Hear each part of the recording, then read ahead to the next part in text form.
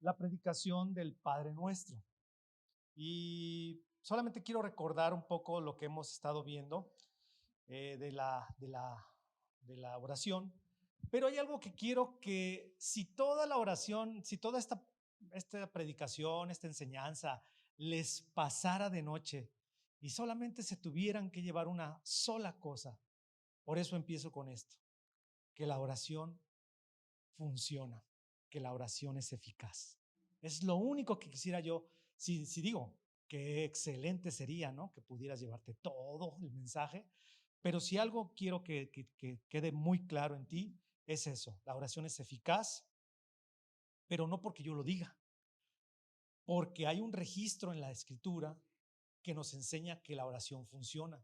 Incluso en específico hay una afirmación explícita de que la oración es eficaz.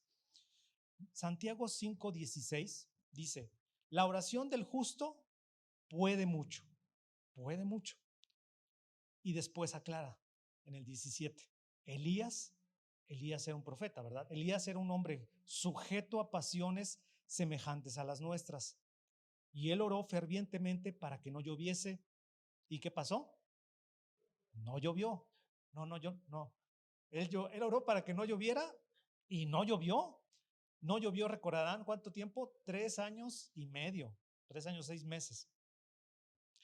Después dice que volvió a orar, Santiago nos dice, y volvió a orar, y entonces el cielo dio lluvia y la tierra produjo su fruto.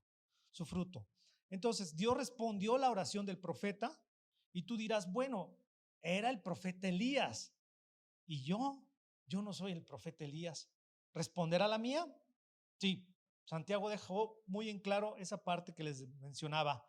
Era un hombre sujeto a las mismas pasiones que tú y que yo. O sea, de lo más natural, de lo más común y corriente de este mundo, así como yo, así como tú. Y él respondió la oración. Así que tenemos el mismo derecho de que en tu oración, mi oración, sea respondida por Dios. ¿Sí? Eso es lo que quiero que te lleves. También registra otras ocasiones en que la oración fue respondida inmediata e impresionantemente. Por ejemplo, tenemos al siervo de Abraham, su mayordomo, aquel que le encomendó, ve a buscar esposa para mi hijo. Y el hombre se encamina, llega hasta la tierra de donde venía Abraham. Y él estaba orando y todavía, dice la escritura, todavía no terminaba de hablar y en eso aparece Rebeca con un cántaro de agua. La respondió el Señor en un momento. Josué tienen una derrota después de haber tenido un éxito brutal al invadir Jericó y llega a tener una situación donde empieza a haber mortandad y pérdida en el grupo, y entonces Josué ora y se revela quién había tomado ese botín que se consideraba anatema, Acán. Y después Acán, bueno, es separado y es consumido por la tierra, ¿no? Los creyentes del Nuevo Testamento, en una situación donde Pedro es apresado y pues se ponen a orar y el Señor responde la oración y libera a Pedro de la cárcel a través de un ángel. Así que esos son solamente unos poquitos, por el tiempo no puedo extenderme más, pero vemos el resultado de una oración eficaz. Así que por lo tanto nosotros estamos llamados a orar, orar, claro. Jesús dijo que debemos orar siempre y no desmayar. Pablo dijo que debemos orar sin cesar, todo el tiempo. Así que ten la plena certeza, la plena seguridad que Dios va a responder tu oración, porque Él responde de manera específica y directa. ¿Sale? Bueno, hoy vamos a ver entonces la continuación de este Padre Nuestro, y quiero que me acompañen a Mateo 6:9, por favor, si me ayudas, Brian. Mateo 6:9. Y quiero que me acompañen, vamos a leerlo del 9 hasta el 13. ¿Ya está ahí? Ok. Ustedes pues oren así: Padre nuestro que estás en los cielos, santificado sea tu nombre, venga tu reino, hágase tu voluntad como en el cielo, así también en la tierra. El pan nuestro de cada día, dánoslo hoy, y perdona nuestras deudas, como también nosotros perdonamos a nuestros deudores. y no nos metas en tentación, mas líbranos del mal, porque tuyo es el reino y el poder y la gloria por todos los siglos. Y el pueblo dijo, amén, así es. Vamos a orar. Señor, en esta mañana queremos poner este tiempo en tus manos, este tiempo de tu enseñanza, una enseñanza que es básica en el creyente, es el tema de la oración. Enséñanos a orar como conviene, porque no sabemos, Señor. Revélanos lo que tú quieres, tráenos es la convicción para tomarlo como algo que tengamos la oportunidad de hacerlo día con día. Te damos gracias por este tiempo en el nombre de Jesús. Amén. Muy bien. Padre nuestro que estás en los cielos, fue lo primero que estudiamos. Y eso es reconocer la paternidad de Dios. Es decir, Dios es tu papá. Impresionante. ¿Sí? Y entonces la palabra dice Yahweh, Jehová, Yahvé. No es solo Dios, es nuestro Padre. Y por cierto, un Padre muy amoroso con nosotros, ¿no? Nadie va con Él y va temeroso y no quiero llegar. No, vamos confiados porque sabemos que Él tiene todos los recursos a su alcance en el universo para, pues para bendecirnos. Esa es la verdad. Entonces vamos gustosos, vamos alegres. Y de lo que vimos nosotros las semanas pasadas es que nosotros nos acercamos a Él y ya estando en su presencia, el Padre nuestro nos presenta 3 peticiones. Vimos las primeras 2, hoy vamos a ver la tercera. La primera petición fue, santificado sea tu nombre. ¿Qué es esto? Tiene que ver con la persona de Dios, tiene que ver con la manera en cómo adoras. Dios siempre está al pendiente de todo aquello que le representa, de cuida todo aquello que tiene que ver con su carácter. Jesús entonces nos lo transmite y nos hace, quiere que tomemos conciencia de que si el nombre de Dios no es reverenciado, si el nombre de Dios no es respetado, si su nombre no lo honramos, todo lo demás que podamos orar carecerá de sentido, carecerá de valor. Porque lo primero que tenemos que tener conciencia es del valor de su nombre, de que lo respetemos. La segunda petición que hicimos fue la semana pasada, venga a nosotros tu reino. Nuestro deseo es que el reino de Dios se manifieste en la tierra, que su dominio, su gobierno sean vistos por toda la gente, que sea evidente. ¿Y qué hace Dios o cómo Dios interviene para que esto sea visible? Bueno, primeramente con la conversión de las personas. ¿Cuántos de aquí creen en el Señor Jesús como su único y suficiente Salvador? A ver, manitas arriba. Porque con el cubrebocas no veo quién dijo yo. Ah, muy bien, muy bien. Bueno, entonces eso es lo primero, la conversión de los creyentes. Después podemos ver el reino establecido aquí cuando las personas se comprometen. Y en la medida entonces que van viviendo, como decía hace un momento Rubén, viviendo en justicia, gozo y paz en el Espíritu Santo, de acuerdo a Romanos 14, el reino de Dios se empieza a manifestar en sus vidas. Entonces vemos al creyente, luego vemos cómo se manifiesta el reino de Dios en sus vidas y después anhelamos o esperamos el reino futuro de Dios, que se establezca aquí. ¿Cuántos saben que Jesús va a regresar? Y dice Apocalipsis que viene pronto. Así que mejor estar en sintonía, porque Él viene a establecer un reino milenial. Bueno, entonces hoy vamos a estudiar hágase su voluntad, la tercera petición. Y veremos primeramente un par de situaciones que nos impiden entender qué es hágase su voluntad. Y después vamos a ver el objetivo de la voluntad de Dios. Vamos a ver estos temas. Así, primeramente, esos obstáculos que pueden impedirle a una persona ponerse o pedir la voluntad de Dios. Y después vamos a ver el objetivo de la voluntad de Dios. Hágase tu voluntad es un plan, es el plan de Dios. Cuando oramos es pedir que la voluntad de Dios sea hecha en la tierra como es hecha en el cielo. Todas nuestras oraciones deberían de simplificarse en eso. Dios, hágase tu voluntad. La traducción de este texto del griego al español diría más o menos así, de acuerdo, no a mí, de acuerdo a los lingüistas. Saben ustedes, bueno, el griego y el hebreo son lenguas muertas, lenguas que ya no se hablan, ya no se utilizan. Hay un griego, sí, pero no es el griego de la Biblia. Entonces, necesitamos personas que nos vayan instruyendo y nos vayan enseñando para ir entendiendo lo que es correctamente la interpretación de un texto. Y aquí lo podríamos traducir más o menos así: Señor, tu voluntad, lo que tú quieres que suceda, tiene estar inmediatamente. Así como sucede en el cielo, sea en la tierra. Esa debería ser nuestra oración. Que suceda ya, Señor. Haz lo que tú quieras ya, por favor. Dios, realiza tu propósito, haz lo que tú deseas, implementa lo que sea necesario en mi corazón, pero ya. Esa es la petición de este pasaje. ¿Quién oraba así? Bueno, nos pone el ejemplo David. David en el Salmo 48 dice: me deleito en hacer tu voluntad, oh Dios mío. Imagínate, David conoció el corazón de Dios, conoció su voluntad, y lo que pedía David: quiero hacer tu voluntad, en eso me deleito. Algunos, pues, no lo hacemos así, ¿verdad? Jesús mismo en Juan 4:34 decía: mi comida es hacer la voluntad del que me envió. 6:38 Juan: porque yo descendí del cielo no para hacer mi propia voluntad, sino la voluntad de aquel que me envió. Juan 3:35 del mismo Jesús: el que hace la voluntad del Padre es mi madre y mi hermana y mi hermano. Y en los evangelios sinópticos, es decir, Marcos, Lucas y Mateo, también se registra el huerto de los olivos, y Jesús oraba: mas no se haga mi voluntad, sino la tuya.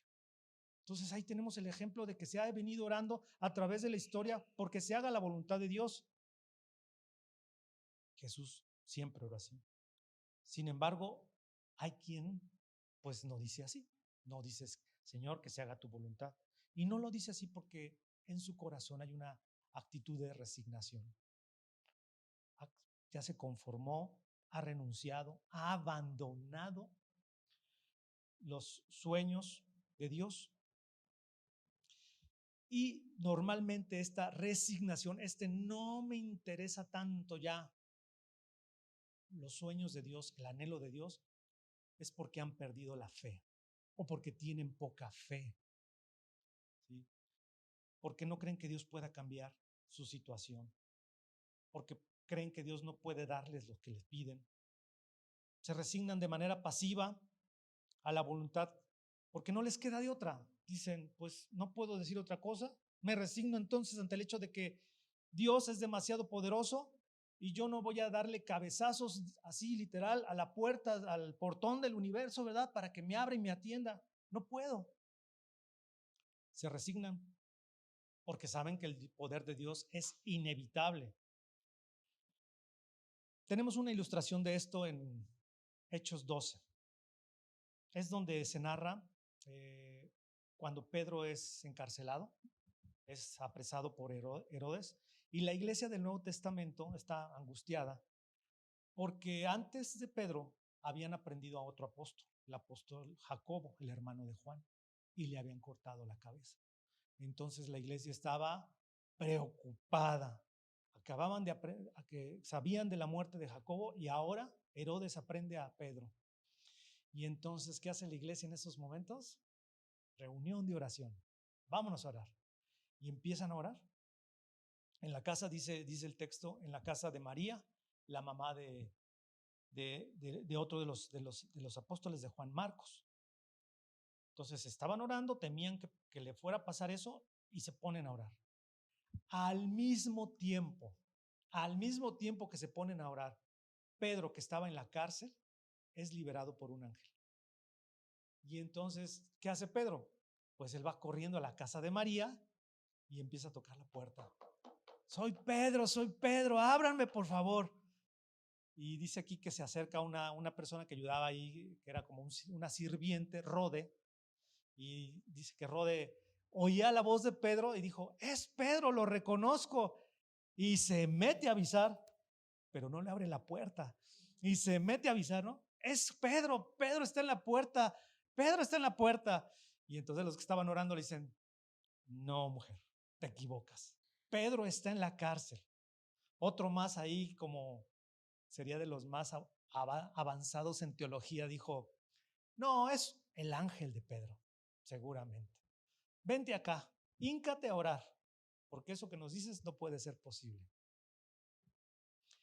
Ella insistió, no, es Pedro el que está en la puerta, es Pedro el que está en la puerta. Y entonces salen y dice la palabra literal, dice que ellos se quedaron atónitos, no lo podían creer, que Pedro estaba ahí liberado.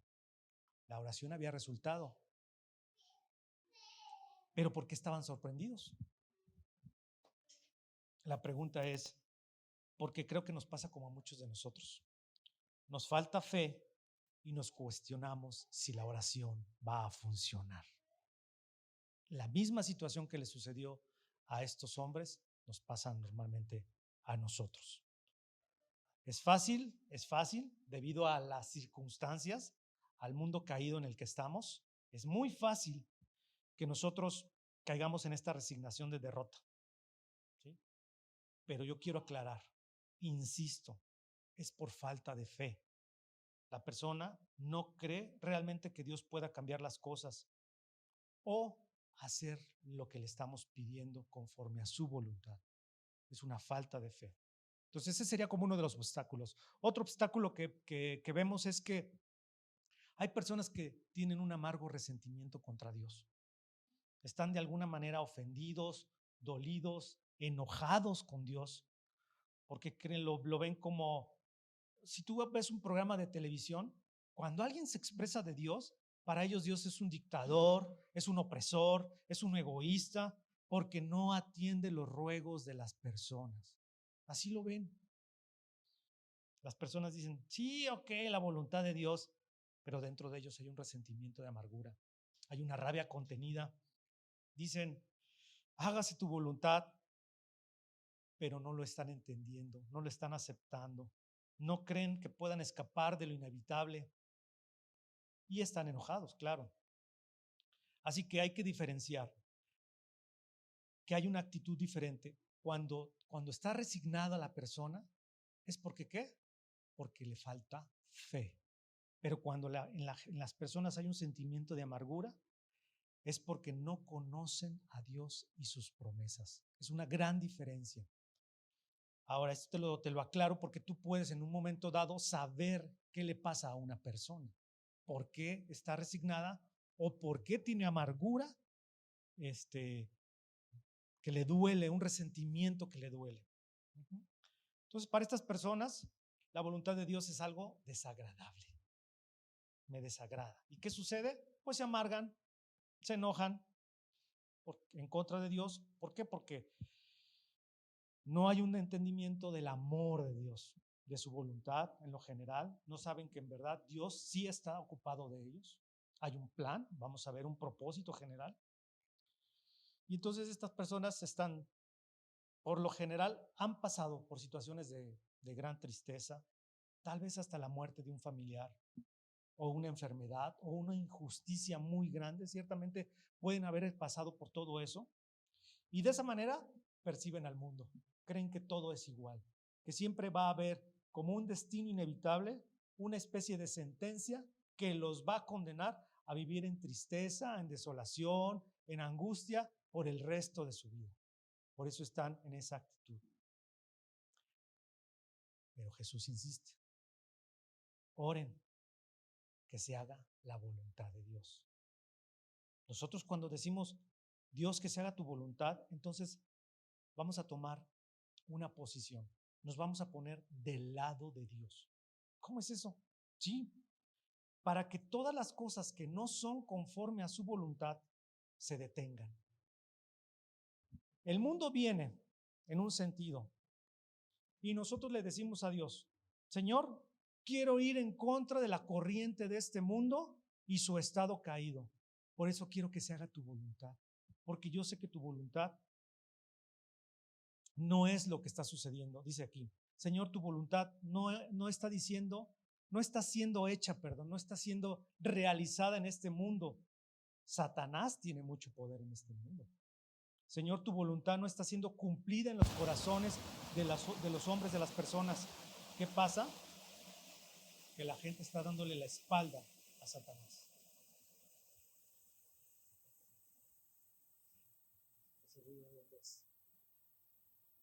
¿No es aquí adentro, verdad?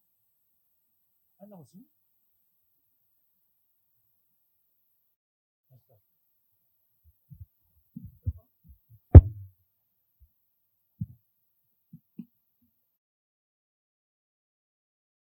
Bueno.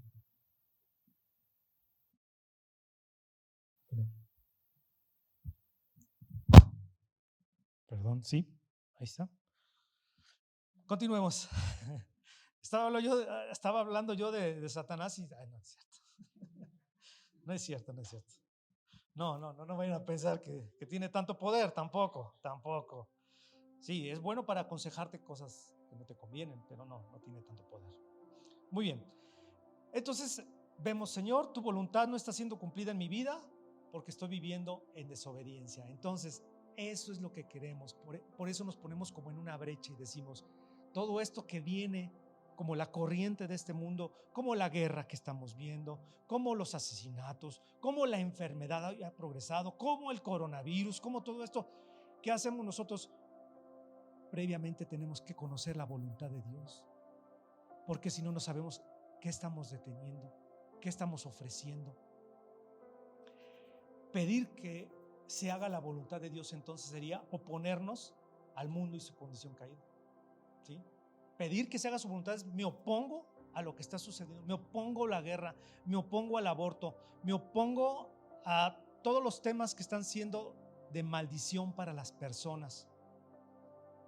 Me opongo a que la gente rechace a Cristo, porque ya es tan fácil que la gente lo rechace. Es impresionante ver un programa de televisión, les digo, nos gusta un poco la controversia, ¿verdad? Y accedemos a esos tipos de programas donde se discuten temas de religión y hablan pestes de los cristianos. Me opongo a eso. Me opongo a que los creyentes seamos desobedientes. A eso me opongo. El mundo está entonces en un estado caótico, cierto, es muy cierto. Y está amenazado por la guerra, la incredulidad y el desinterés del creyente. Pero Dios no acepta esas cosas. Esa no es su voluntad. Él no acepta las cosas como están sucediendo. Él tenía un plan, un propósito. Dice en Lucas 19:10, Jesús vino a buscar y a salvar lo que se había perdido. ¿Por qué? Porque Dios no acepta cómo se encuentra el mundo. Por eso ha provisto una solución. Dios no acepta la muerte. No era el plan de Dios que la muerte llegara al mundo. ¿Y qué hizo? En Hebreos 2:14, Dios ha enviado a Jesús a destruir al que tiene el poder de la muerte, a Satanás. Eso es lo que hizo Jesús, eso es lo que hace Dios. Tiene un plan. Dios no tolera la enfermedad ni la tristeza. Dice en Apocalipsis 21:3, pues Él ha provisto entonces un milenio donde no habrá enfermedad y donde Él enjugará toda lágrima. ¿Sí? Así que claramente para nosotros los creyentes podemos afirmar que la voluntad de Dios es contraria a la voluntad de este mundo caído, ¿no? Estamos viendo que Él ve el problema y provee la solución. Por lo tanto, estamos llamados a vivir contra la corriente de este mundo. No aceptamos este mundo caído, no aceptamos cómo se encuentra y queremos que se haga la voluntad de Dios. Así que cuando decimos que se haga su voluntad, ¿en qué te conviertes? En un agente de cambio. Tú estás provocando un cambio en el mundo. Créelo. ¿Sí? Porque no es la voluntad de Dios que la tristeza, la enfermedad y todas las cosas que vienen como resultado del pecado sean hechas. Jeremías 29:11 dice, porque Él busca nuestro bienestar y no nuestra calamidad. ¿Para qué? Para darnos un futuro y una esperanza. Ese es el anhelo del corazón de Dios. Aunque hay algo que tengo que aclarar.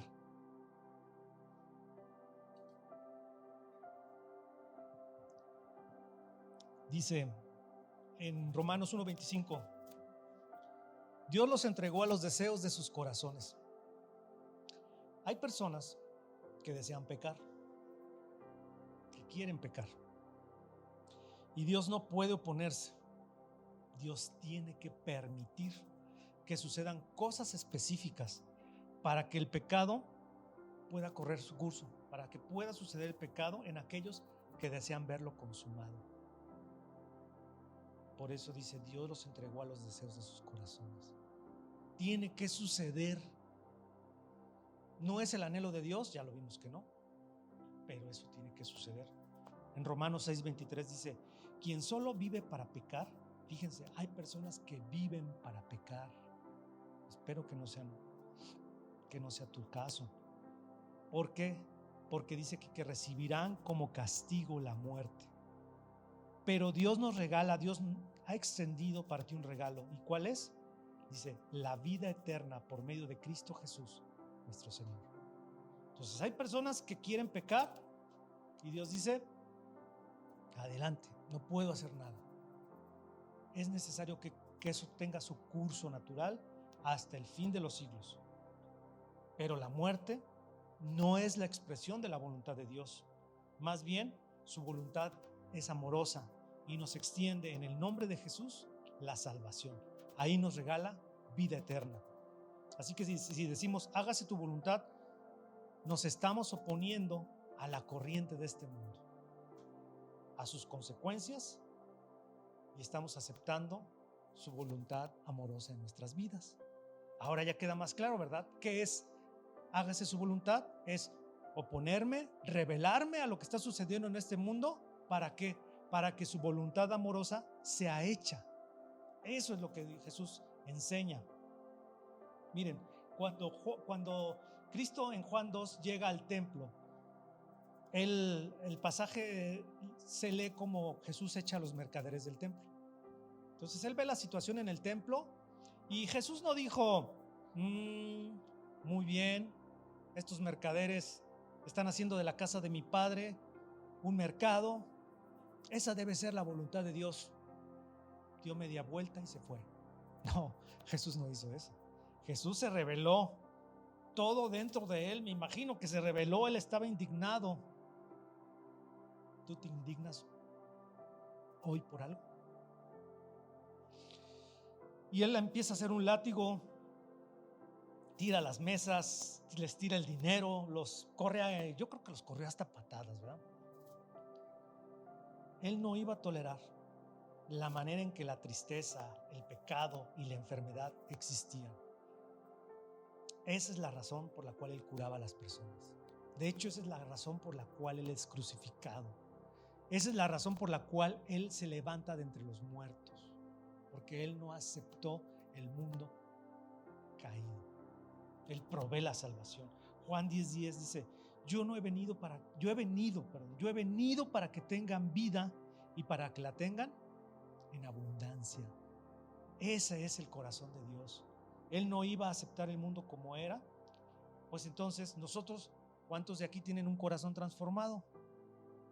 Sí, nuestro corazón se va transformando en esta exposición de la palabra. Vamos entendiendo qué es lo que nos conviene. Así que nosotros con este corazón transformado, no aceptamos el status quo, el estado en que se encuentran las cosas. Y por eso oramos, hágase tu voluntad en la tierra como en el cielo. El Salmo 103:20, y dicho sea de paso, en el cielo se hace la voluntad de Dios, en la tierra no. Dice Salmo 103:20, bendecid al Señor ustedes, sus ángeles, poderosos en fortaleza, que ejecutan su mandato obedeciendo la voz de su palabra. Así que de acuerdo a este salmo, en el cielo los ángeles cumplen la voluntad de Dios sin titubear, sin discutir. O sea, ¿tú lo dijiste, Señor? Así es. Su voluntad se cumple completamente, no falta nada. La respuesta, ¿cómo es la respuesta de los ángeles? Es sincera, mostrando disposición, sí, Señor, sometiendo su propia voluntad, y es de manera constante. rápida, pronta y apasionada. Así son los ángeles con la voluntad de Dios. ¿Cómo eres tú con la voluntad de Dios? Así que si nosotros pedimos que lo que sucede en el cielo suceda en la tierra, nos cuesta trabajo. Y nos cuesta trabajo porque hay un elemento dentro de ti que lo impide. ¿Alguien sabe cuál es ese elemento? ¿Por qué no oramos así? Por nuestro orgullo. Porque creemos que no va a haber diferencia si oramos. Porque hay una idea bien sembrada. Yo digo que es como una idea católica que ha permeado en nuestra mente y que hay que quitar. Y es que nosotros oramos para cambiar nuestras circunstancias. Pero la realidad es que la oración es para cambiarnos a nosotros. Nosotros queremos, Dios, quita esto, mueve esto, haz aquello. No, es así lo traemos culturalmente y debemos de quitarlo. La oración, para los que son nuevos, lo pudieran entender así. ¿Se fijan? ¿Para qué oras? Para cambiar mi corazón. Y en cambio del otro lado estás, ¿para qué oras? Sí, para que Dios cambie mis circunstancias. No. El punto es ese. Percibimos la oración como algo que va a producir una diferencia en mis circunstancias, en lugar de que produzca una diferencia en ti. Ese es el objetivo de la oración. Produzca una diferencia en ti. Romanos 12:2. Cambia tu manera de pensar. Cambia tu manera de pensar para que así cambie tu manera de vivir. Si no cambiamos nuestra manera de pensar, no vamos a poder cambiar y entender o relacionarnos con las circunstancias. Yo te voy a hacer una pregunta. Desde que estás en Cristo, ¿tus problemas terminaron? No. Pero algo cambió. ¿Qué cambió? La manera en que enfrentas las circunstancias. ¿No? Ahora ya no las enfrentas igual. Ya tienes una esperanza, un propósito, un futuro. Entonces, al orar, algo sucede impresionante. Tu corazón, imagínate que tu corazón es un ejercicio mental, lo sacaras del pecho, aquí estuviera latiendo el corazón. Y al orar, tú te acercas al corazón de Dios. Y al orar, queda expuesto tu corazón a su corazón. Y tu corazón es transformado, es cambiado, es mudado. Se le empiezan a caer esas costras, esos pellejos feos, ese barro, esa suciedad, y empieza a ser limpiado. Y entonces adoptas una actitud diferente, piensas de una manera diferente frente a todas las circunstancias. Dios es soberano, ¿verdad? Y Él escoge el método o la forma en que va a de bendecirte. Eso no, nosotros no tenemos manera de saberlo. Y es independientemente si cambia o no las circunstancias, Él te va a bendecir. Oye, no cambiaron las circunstancias, pero Él te bendijo. Así es Dios. La voluntad de Dios entonces tiene un propósito. Un propósito. Dicen los teólogos así rimbombantemente, el propósito de su voluntad. No sé si me van a perder el sentido, pero Él tiene un propósito y es regresar a esta tierra, establecer su reino, y eso involucra a todo el universo. Ahí, en esa esfera, están la tristeza, el sufrimiento, las enfermedades, las pruebas, todo hagan de cuenta que es un gran engranaje. Todo está colocado ahí con un propósito. Ese es el propósito de Dios. Su voluntad no es que la gente esté enferma, pero dentro de su propósito, Él tiene que permitir esa enfermedad para cumplir sus propios fines.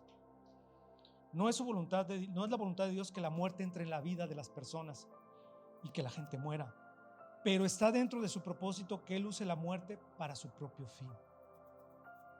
Dios lo va a utilizar.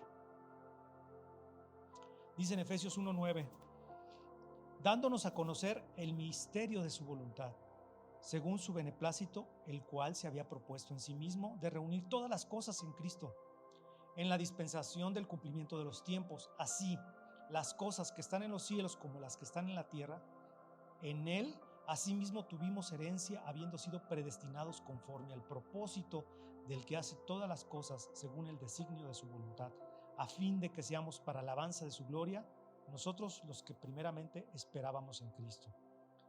Si tienes la oportunidad, léelo. Pero aquí en resumidas cuentas dice, su voluntad, su plan eterno es tu salvación. En resumidas cuentas, el propósito de Dios es tu salvación. Es un perdón tan grande al pecador que no lo podemos entender. Les voy a poner un ejemplo. Supongamos que tú tienes un hijo. Aquí hay algunos chicos. Y tú tienes un plan para tu hijo. El plan es que tu hijo llegue a la luna. Porque pues, a ti te gustó lo de los astronautas y las naves espaciales y eres fan de Star Wars, ¿no? Entonces tú dices, ese es el plan para la vida de mi hijo, que llegue a la luna. Y pues tienes que hacer entonces que entre a kinder, y luego que entre a la primaria, y luego que entre a la secundaria, a la prepa, que vaya a la UNAM, a la escuela de matemáticas, no sé cómo se llama, la ingeniería en matemáticas, que de ahí se entre al TEC de Monterrey a una maestría de matemáticas otra vez y más matemáticas, y luego que viva en Estados Unidos. Y ese es tu plan. Tu deseo, ¿cuál es? Es diferente. Mi deseo es que pues no sufra en el trayecto, ¿verdad? Pues ese es el deseo de Dios, que no suframos en el trayecto. Pero ¿qué creen? En el trayecto tu hijo va a ir al kinder y se va a encontrar con un niño que le va a hacer la vida de cuadritos. ¿Es el anhelo de Dios? ¿Es el deseo de Dios? No. Hay un plan, tu salvación. Pero mientras están en esta tierra, hay otras personas que tienen otros planes. Y se van a llevar entre los pies al que sea, por ver su plan, por ver su pecado cumplido. Ese es el tema. Lucas 13:14. Jerusalén, Jerusalén, está diciendo Jesús. ¿Cuántas veces Jesús quiso acercarse a Jerusalén y lo rechazaban, ¿no? Siempre había una oposición de los escribas y fariseos. No precisamente él empezó así el Sermón del Monte. ¿Cuántas veces quise, pero tú no quisiste? Eso le pasa al ser humano. Dios se quiere acercar, pero el ser humano no quiere. Segunda de Pedro 3:9 dice, no queriendo que nadie perezca, sino que todos vengan al arrepentimiento. El deseo de Dios es que todos los hombres sean salvos, que todos nos salvemos. Pero creo, por lo que veo, no todos van a ser salvos. No todos se van a salvar. Así que estamos frente a un gran misterio. Dios todopoderoso, absolutamente soberano, con todo el poder para gobernar, y sin embargo te ha dado a ti tu propia voluntad. Porque Él con ese poder pudo haber dicho que ese programa, que ese plan se cumpla a la perfección en todos. Pero no. Él dio el libre albedrío a todos para que pudiéramos escoger y definir cómo queremos vivir. Pero Él tiene un plan, un propósito. Y una vez que tú eres creyente, entonces dice, bueno, todo mi plan y todo lo que yo quiero, ahora deseo que tú que eres creyente, me obedezcas. Quiero que obedezcas mi voluntad. Y entonces Él busca gente que comprometa su vida a Él. El deseo ardiente en el corazón de Dios es de que aquellos de nosotros que somos sus hijos le obedezcamos así como en el cielo, de manera completa, inmediata y con un corazón dispuesto. Muy bien, ya voy a terminar. Muy bien, entonces el orgullo nos estorba para someter nuestra voluntad a Dios. ¿Verdad? Dice en Romanos 12:1, así que, hermanos, les ruego por las misericordias de Dios que presenten sus cuerpos en sacrificio. ¿Puedes poner por favor? Romanos 12:1.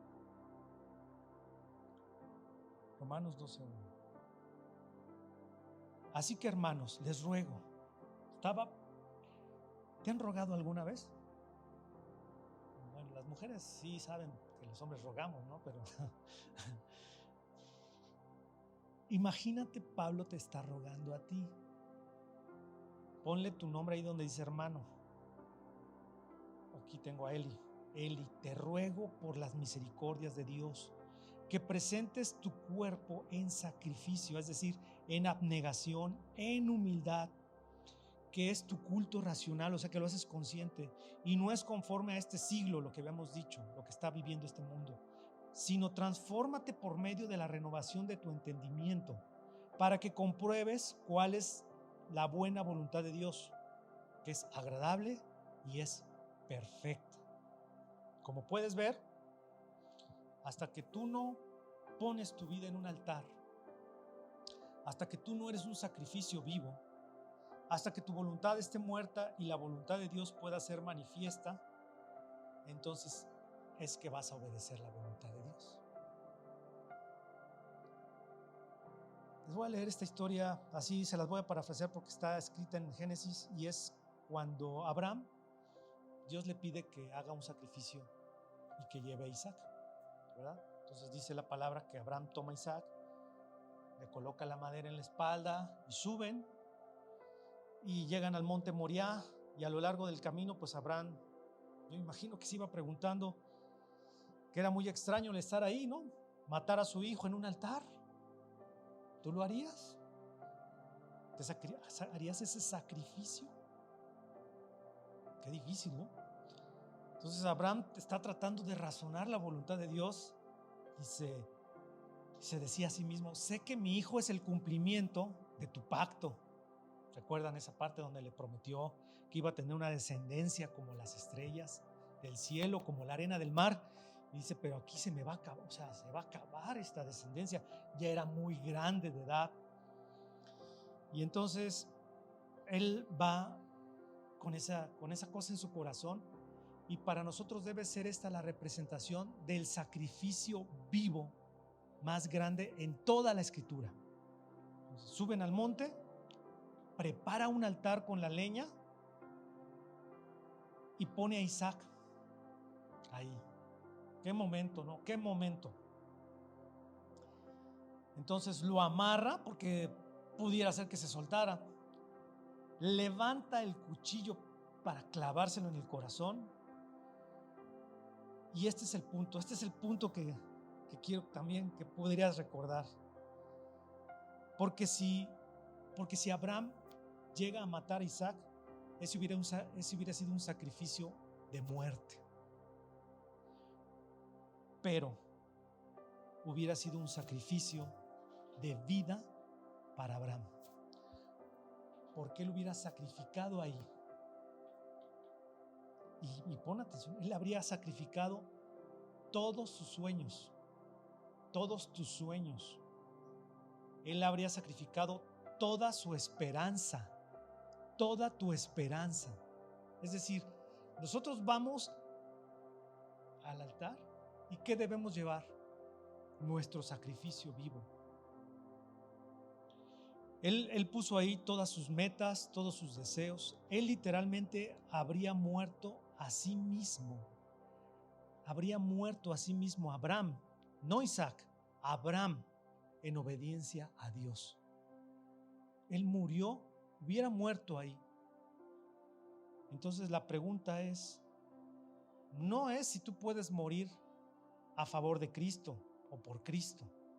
La pregunta que yo te hago hoy es si tú puedes vivir de una manera abnegada para Él. Si tú puedes sacrificar tus deseos, tus anhelos, tus planes para Él.